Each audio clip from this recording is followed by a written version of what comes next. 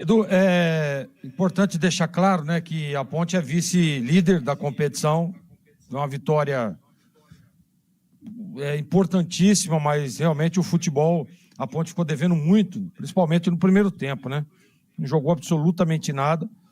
A Ponte, num esquema que nós aqui concordamos, que o Alberto tinha que mudar, que tinha que sair daquela opção dos 3 zagueiros e partir para 2 zagueiros, um 4-4-3-3, um 4-3-3, em alguns momentos num 4-4-2 com 2 linhas de 4, 2 jogadores à frente, que a grande maioria das vezes também a Ponte se posicionava, principalmente quando não tinha bola, com 2 linhas de 4.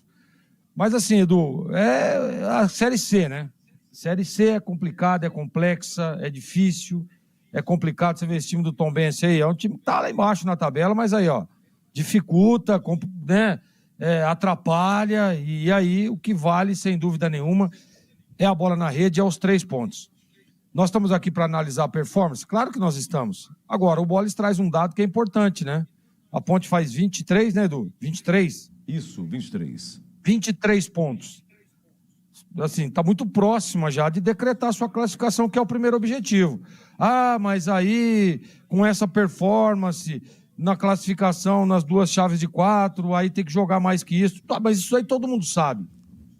Todo mundo sabe isso. Agora, o que vale é o 3 pontos. O objetivo é buscar a classificação. E a Ponte tem feito isso. Ganhou fora de casa, busca um resultado importante jogando em casa agora, que é os 3 pontos. Mesmo, vou repetir, não fazendo um bom futebol, o que vale é os 3 pontos. E a gente tem que parabenizar, né? Pela dedicação, pela entrega, pela garra. E também eu queria parabenizar o Alberto Valentim, que no segundo tempo teve uma leitura interessante, mudou, a Ponte foi mais efetiva e conseguiu ganhar o jogo, Edu. Muito bem.